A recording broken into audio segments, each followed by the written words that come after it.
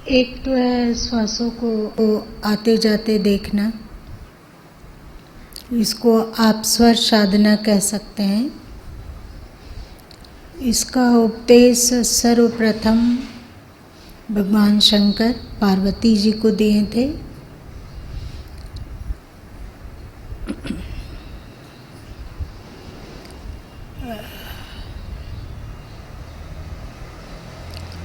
विज्ञान भैरव ग्रंथ में इसका उल्लेख मिलता है।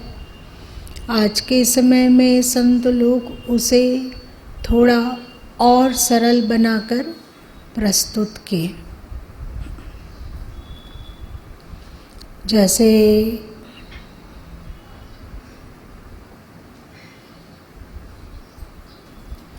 अपने अपने तरीके से महात्मा बुद्ध ने उसे कुछ किसी और तरीके से प्रस्तुत किया।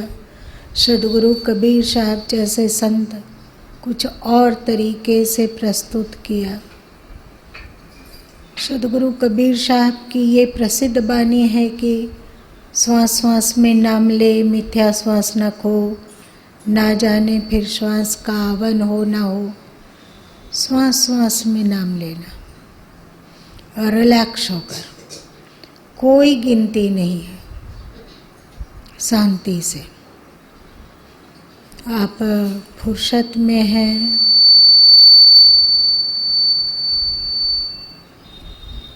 तो श्वास आता है और श्वास जाता है।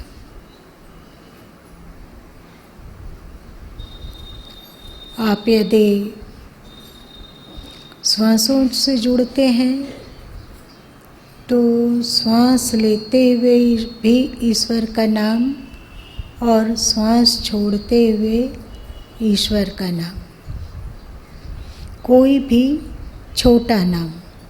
आप बड़ा नाम लेंगे जैसे ओम नमो भगवते वासुदेवाय अथवा ओम नमो नारायणाय अथवा ओम शंकराय नमः इत्यादि, तो वो बड़ा हो जाता है, एक श्वास में अटेगा नहीं। तो इसीलिए सद्गुरु कबीर साहब संक्षिप्त नाम का चयन किए, वो है राम। और गीता प्रवृत्ति के शास्त्रों में ओम का बहुत महत्व दिया। तो क्योंकि सद्गुरु कबीर साहब के समय में हिंदू लोगों में एक पागलपन था, वो ये था कि ओम का उच्चारण स्त्री नहीं कर सकती है, ओम का उच्चारण शूद्र नहीं कर सकते हैं, ओम का उच्चारण और कोई नहीं कर सकता है, चांडाल कुल का नहीं कर सकता है। तो गुरु नानक देव जी उस ओम के साथ एक लगाए, एक ओंकार।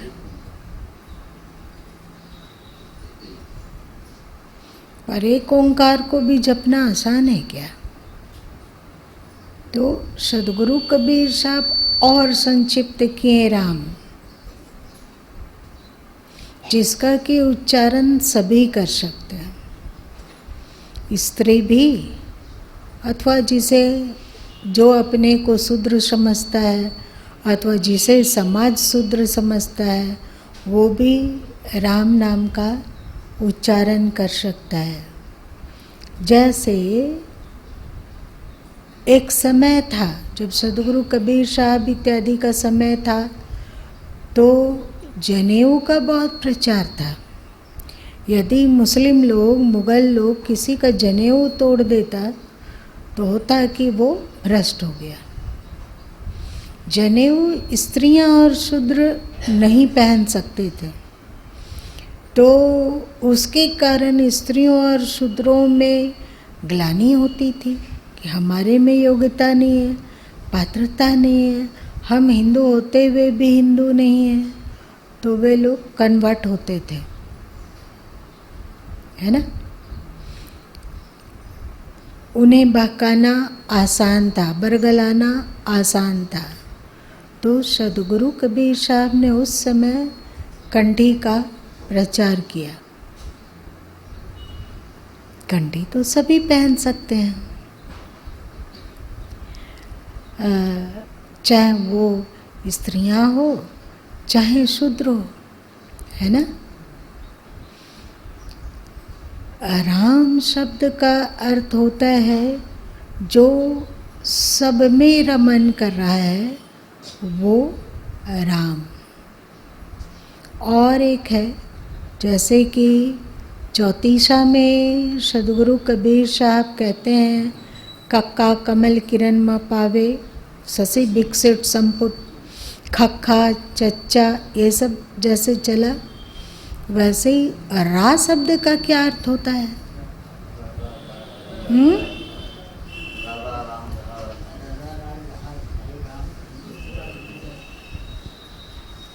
रा का अर्थ होता है रजत जैसा चमकीला। रजत मतलब चांदी। चांदी की चमक कैसी होती है और सोने की चमक कैसी होती है? सोने की चमक पीली होती है और रजत की चमक श्वेत होती है, चमकीला होती है। तो रा का अर्थ होता है रजत जैसा चमकीला। वो चमकीला परमात्मा देव। माँ का अर्थ होता है मुझ में भी है। वह जो रजत जैसा चमकीला परमात्मा तत्व है, मतलब वो जो प्रकाश रूप में परमात्मा तत्व है वो मुझ में भी है। रा और माँ, वो परमात्मा मुझ में है, मुझ में भी है। इसीलिए सदगुरु साहब बतलाएं कि कस्तूरी कुंडल बसे मृग ढूंढे बन माही, ऐसे घट में राम है, अथवा तेरे घट में है राम तो काहे भटके रे। तो एहसास करना कि वो जो सर्वव्यापी सत्ता है, जो सर्वनियंता है, जो सर्व समर्थ है, उसका आप कोई भी नाम रख दो। हिंदू लोग उसे राम के नाम से पुकारते हैं, कृष्ण के नाम से पुकारते हैं, शिव के नाम से पुकारते हैं, दुर्गा के नाम से पुकारते हैं, अलग अलग नाम पुकारते हैं। मुस्लिम लोग उसे अल्लाह कहते हैं, खुदा कहते हैं। ईसाई लोग उसे गॉड कहते हैं ना, प्रभु कहते हैं। तो नाम चाहे कोई भी हो। अब पारसी लोग किसी और नाम से उसे पुकारता है, यहूदी लोग कुछ और नाम से पुकारता है, यजीदी लोग कुछ और नाम से पुकारता है, आदिवासी लोग कुछ और नाम से उसे पुकारते हैं, सिख भाई बंधु किसी और नाम से उसको पुकारते हैं, है ना। कभी रब बोलते हैं, कभी वाहेगुरु बोलते हैं। कबीरपंथी लोग उसे साहब के नाम से पुकारता है, राम के नाम से तो पुकारता ही है, साथ साथ साहब के भी नाम से पुकारता है। और अलग अलग कबीलों में अलग अलग नाम का प्रचार है, प्रचलन है। तो वो नाम कुछ भी हो, वो सर्वसमर्थ प्रभु, मतलब नहीं कि उसे आप किस नाम से पुकारते हो, समर्थ है, सर्वव्यापी है, घट घट में है, कण कण में है, सब जगह फैला हुआ है। ऐसा एक कण, एक अणु, एक परमाणु भी ऐसा नहीं है जहाँ उसकी उपस्थिति नहीं है। इस पर गुरु माँ बहुत विस्तार से चर्चा किए है ना, कि किस किस रूप में हम हर परमाणु में ईश्वर की उपस्थिति को जान सकते हैं। कैसा लगा? सब जगह वो व्यापक है वो।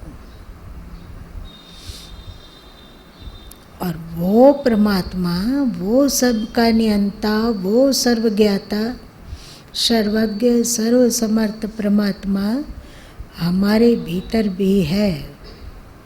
ये हुआ राम का अर्थ, मतलब प्रकाश स्वरूप परमात्मा मुझ में भी है,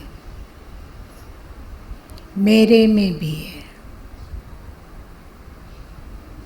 इसका सुमिरन सदगुरु कबीर साहब बतलाए, मतलब हर सुमिरन में एहसास हो कि वो परमात्मा हम में भी है। गीता भी कहती है, हृदय से अर्जुन तिष्ठति, एक रूप चई है नहीं, अधर धरो नहीं दे, गगन मंडल के मध्य में निरखो पुरुष विदेह। वो विदेह है, मतलब उसका कोई आकार नहीं है। आकार कुछ दिन के लिए सहारा लेने के लिए जरूरी हो सकता है, पर वास्तव में उस ईश्वर का कोई आकार नहीं है। वो हमारे भीतर है, आकार रूप में या आकार से परे रूप में।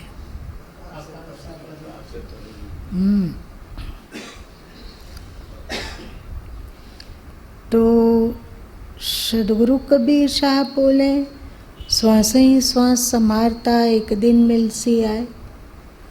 श्वास श्वास में संभालते संभालते एक दिन उस तत्व का अनुभव हो जाता है। वो तत्व हमारे लिए सुपाच्य बन जाता है। वो तत्व ऐसा बन पाता है जो हमारे मन में अट पाए, मेरी बुद्धि में अट पाए, और जिसका किंचित ही सही पर मन बुद्धि उसका अनुभव कर पाए। एक दिन ऐसा आता है।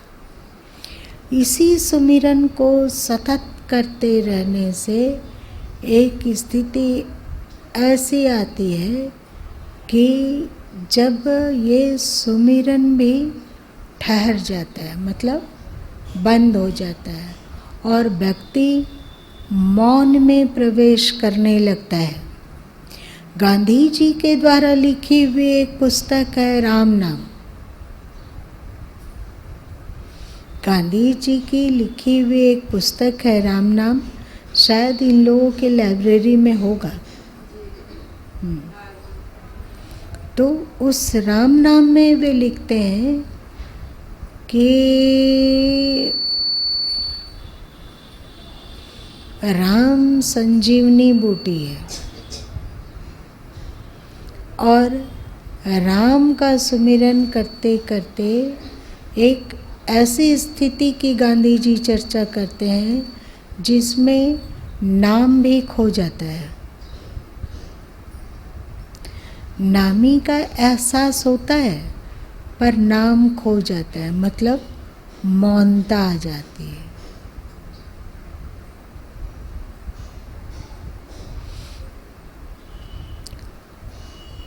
ये एकदम प्रारंभिक साधन प्रणाली है, प्रारंभिक साधन प्रणाली है।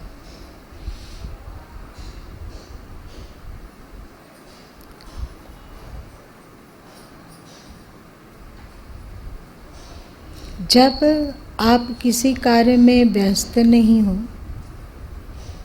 कोई व्यस्तता नहीं हो, फुर्सत का कुछ पल हो, तो फिर बिना नाम के ही हम श्वासों के साक्षी बन सकते हैं।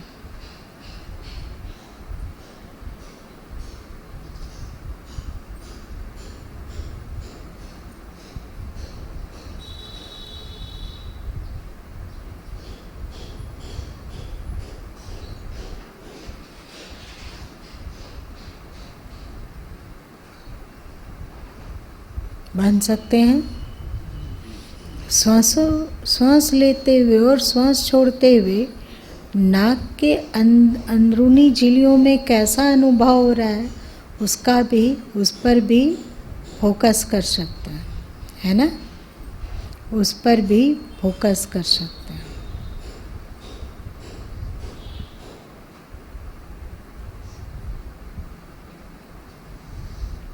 इससे होश सघन होता जाता है।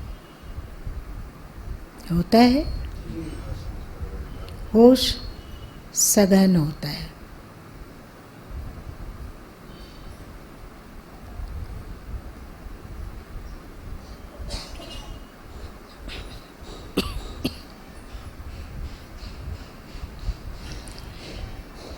एक बार शायद एकाग्र मन में गुरु माँ लिखे हैं कि 4 जगह हम लोग मज़े से सुमिरन कर सकते हैं। एक सोते समय, बहुत अच्छी बात है। कहा जाता है ना कि मृत्यु के अंतिम पलों में जैसा विचार होता है वही जीवन का प्रारंभ में आदमी प्राप्त कर लेता है। मतलब जैसा अंतिम पल में उसकी सुरति होती है वैसा ही उसको योनि मिल जाती है।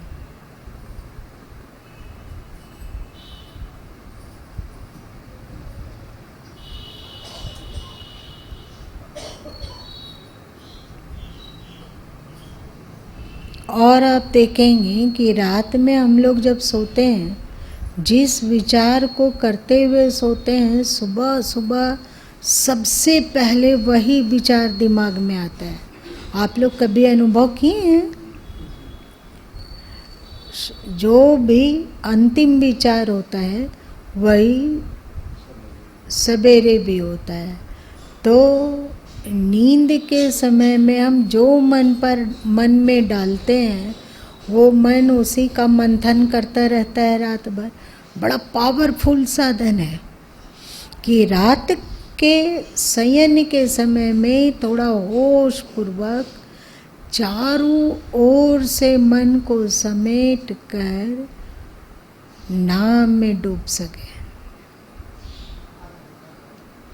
दूसरा है भोजन के समय।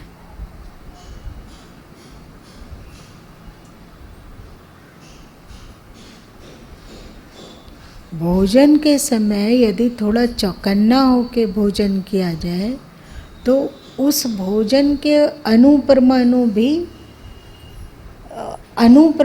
से जो मन बनेंगे वो लगभग वैसा ही होगा।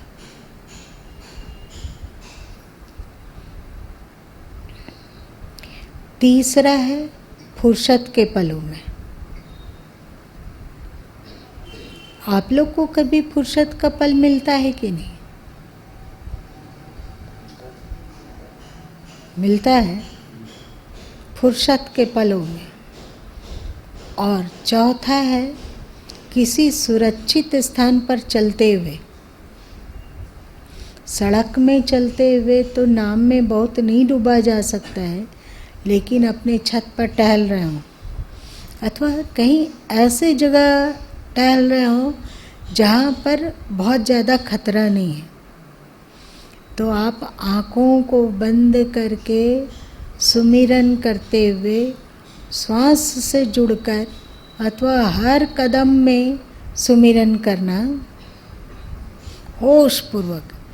यदि आप धीमी गति से चल रहे हो तो जो सुमिरन होगा वो राम राम राम होगा। और यदि आप तेज गति से चल रहे हो तो राम राम राम राम होता जाएगा। आपकी चाल यदि बढ़ती जाएगी तो फिर इसका उच्चारण भी बढ़ता जाएगा। और इन 4 जगह जो अभी गुरु माँ बतलाएं, सोते हुए, फिर भोजन करते हुए, फुर्सत के पलों में और सुरक्षित स्थान पर चलते हुए, होश भी सघन होगा और अद्भुत लाभ है। इसी का अभ्यास करने पर धीरे धीरे मौनता प्रखर होती है, होश प्रखर होता है। लेकिन कभी कभी जीवन में ऐसा समय भी आता है कि मन बहुत उद्विग्न हो, बहुत अशांत हो, किसी कारणवश बहुत अधिक टेंशन हो, तो ये नाम वाम छूट जाता है।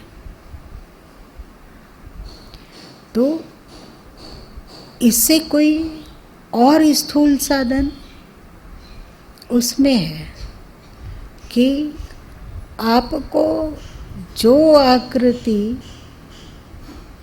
यदि वो साथ साथ में दिव्य हो तो बहुत अच्छी बात है। जैसे गुरु गोविंद धाम में गुरु गोविंद का विग्रह है, तो ऐसे समय में जब बहुत व्याकुलता हो, चैन खोता हुआ सा लगता हो, मन टिकता ही नहीं हो, तो यदि हम गोविंद के मुख कमल को अपने हृदय में देखने लग जाते हैं तो बहुत गुड फीलिंग होती है। होती है कि नहीं होती है? होती है। अथवा हम सदगुरु साहब के ही मुख कमंडल को अपने अंतस में देखने लग जाएं, मुख कमल पे फोकस करें, उनका तिलक अथवा उनका जो भी मुख कमल है, उसे यदि हम हृदय में निहारने लग जाते हैं तो भी बड़ी शांति आती है। जैसे बौद्धिस्ट लोग राम को नहीं मानते, नहीं ना मानते, कृष्ण को नहीं मानते, तो वे लोग अपने हृदय में महात्मा बुद्ध के मुख कमल का ध्यान करते हैं। और महात्मा बुद्ध का मुख कमल कैसा है? ध्यान से पूरी आंखें शांत।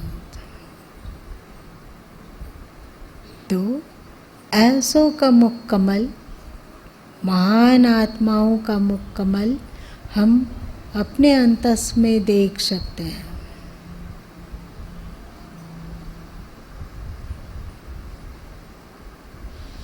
यदि इसमें भी मन ना टिकता हो तो क्या करेंगे?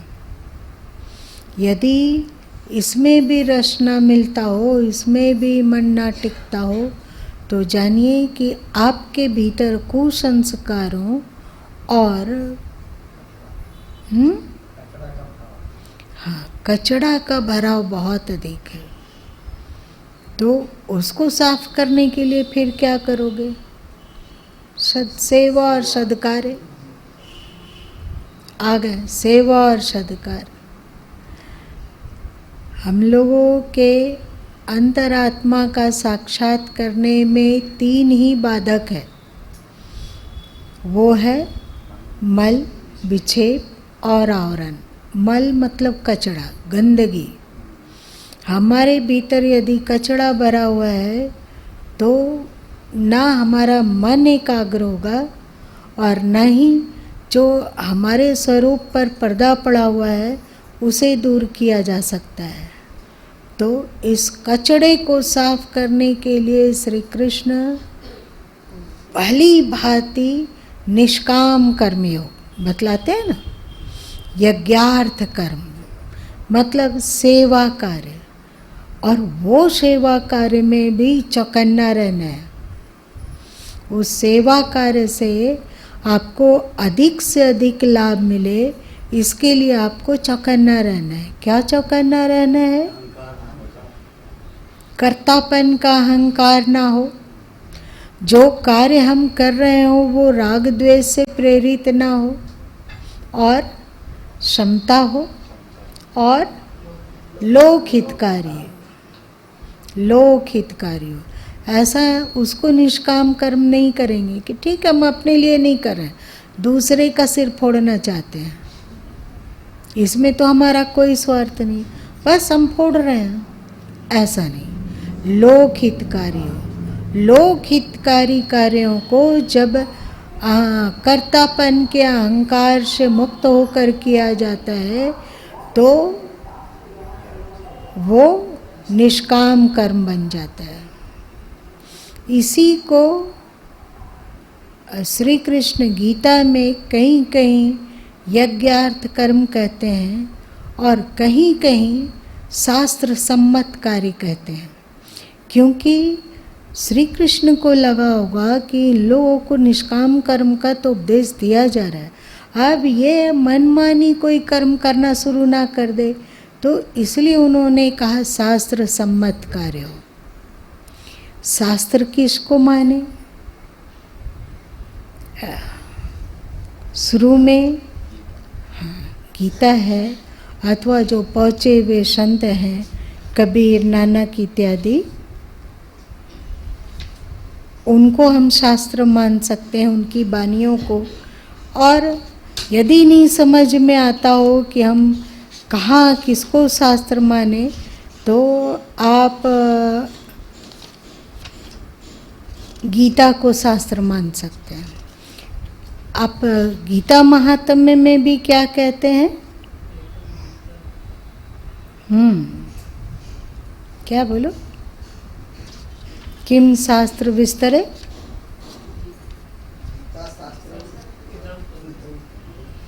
एकम शास्त्रम देवकी पुत्र गीतम, एको देवो देवकी पुत्र एव, एको मंत्रस्तस्य नमानीयाति, कर्म कर्मापेकम तस्य देवस्य सेवा।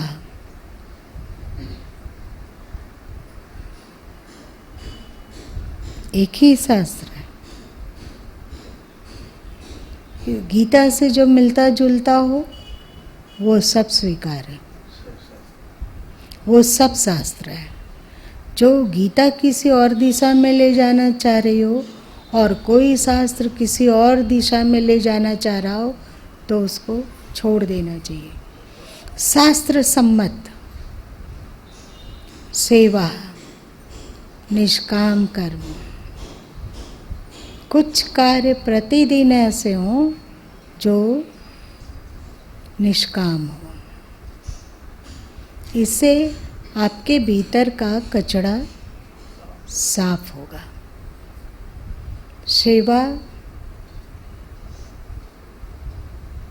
सेवा जो निष्कामता पूर्वक किया जाता है, कर्तापन के अहंकार से मुक्त होकर किया जाता है, राग द्वेष से परे होकर किया जाता है,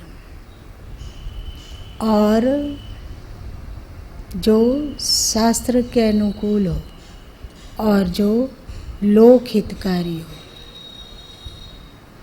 जैसे आप लोग हर साल सावन में पत्रिका और पुस्तक का प्रचार करते हैं,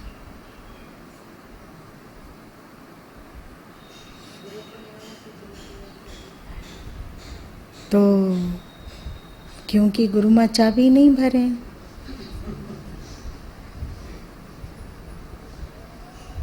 ये सब सेवा है। निष्काम कर्म प्रथम। निष्काम कर्म से आप में दैविक गुणों का धीरे धीरे विकास होगा। दैविक गुणों का विकास होगा तो आप स्थूल ध्यान में पारंगत होने लगेंगे और सुमिरन में आपका मन लगेगा। और यदि एक साथ इन तीनों को साधा जाए तो सूक्ष्म ध्यान करने की पात्रता आप में आ जाएगी। फिर आप श्वासों से जुड़कर सुमिरन भी कर सकते हैं और बिना सुमिरन किए श्वासों को साक्षी होकर देख सकते हैं। स्वर साधना। फिर आप में दृष्टि साधना करने की योग्यता आ जाएगी,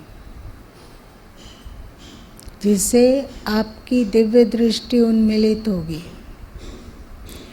असली मोर्चा जो सबसे कठिन है, यही दिव्य दृष्टि उन्मीलन हेतु जो साधन किया जाता है, ये सबसे बड़ा मोर्चा है।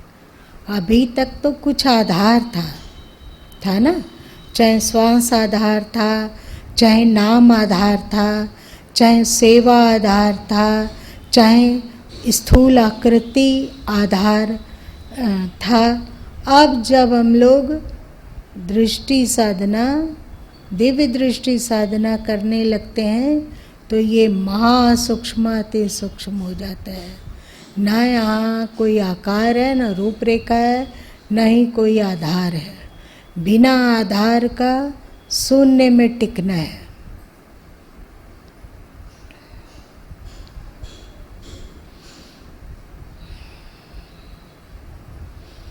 और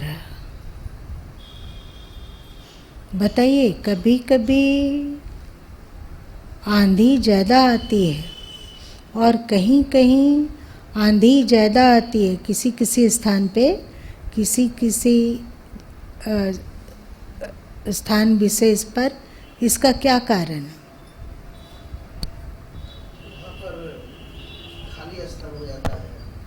ठीक से बताइए। गर्म होके उड़ जाती है। हाँ, जब तेज आके वहाँ उसको खाली जगह को भरते हैं।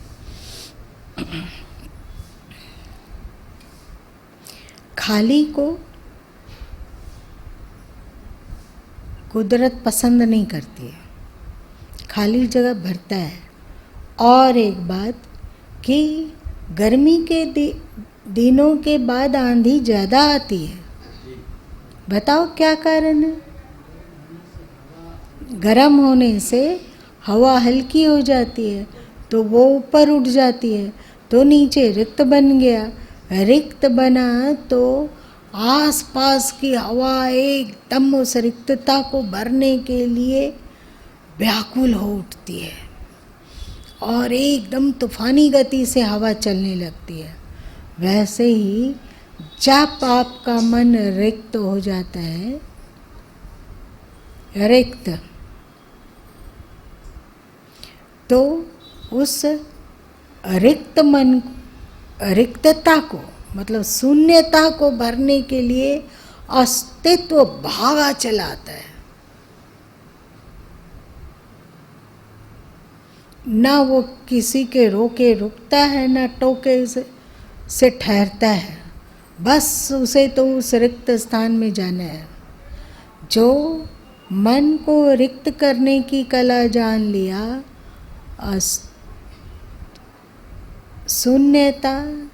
शून्यता में पूर्णता अवश्य उभरेगा। इसीलिए तो सदगुरु कबीर साहब कहें, सहज शून्य मन सुमिरते। लेकिन ये आसान नहीं। हम कम से कम 1 मिनट 1.5 मिनट के लिए मौन हो सके, ये आसान नहीं है। ये बड़ा विचित्र मोर्चा है।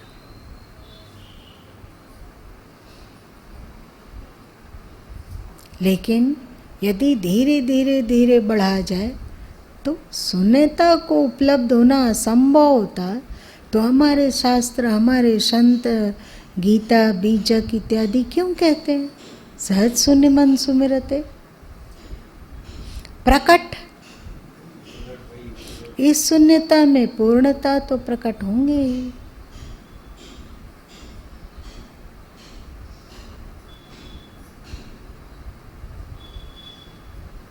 एक और बात है, इस शून्यता को बहुत सारे लोग ध्यान साधना, अलग अलग तरीके के साधनाओं से उभारते हैं। लेकिन कर्मयोगी भी उस शून्यता की ओर ही बढ़ता है, पर क ख ग के रूप में। और जिसे ध्यान योगी ध्यान कर कर के साधते हैं, उसी को भक्ति योगी भक्ति और प्रेम में विभोर होकर साध लेते हैं।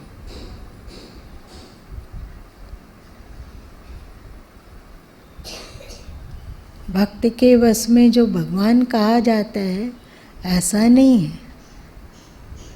वे रोते कलपते हुए ईश्वर को याद करते करते कब उसके अंतस में शून्यता बन जाती है भक्तों को पता भी नहीं चलता है।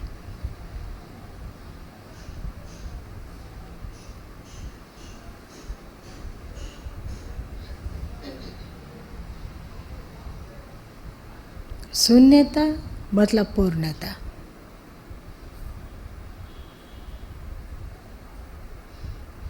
इसीलिए सब स्वतंत्र साधन श्री कृष्ण ने बतलाया ना। आप चाहे निष्काम कर्म से आगे बढ़ो, ध्यान साधना से आगे बढ़ो, भक्ति साधना से आगे बढ़ो, ज्ञान साधना से आगे बढ़ो तो जहाँ शून्य है वहाँ पूर्ण है।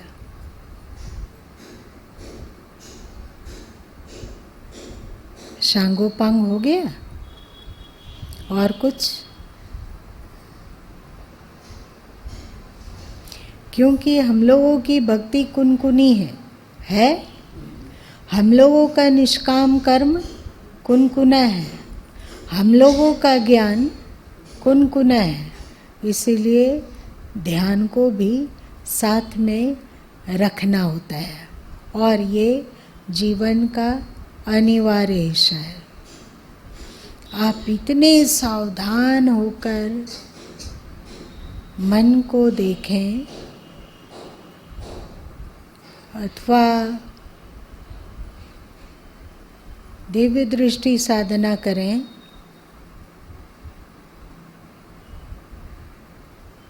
आप देखिएगा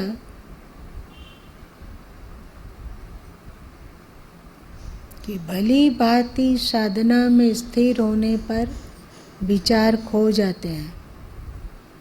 सही या गलत?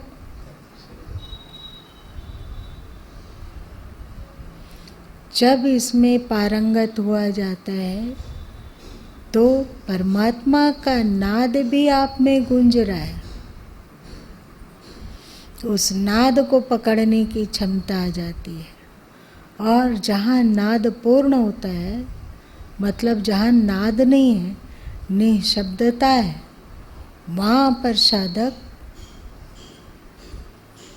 लय हो जाता है।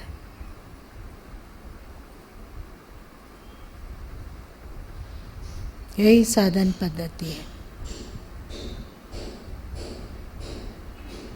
कोई जिज्ञासा? कोई जिज्ञासा? चल आज इतनी।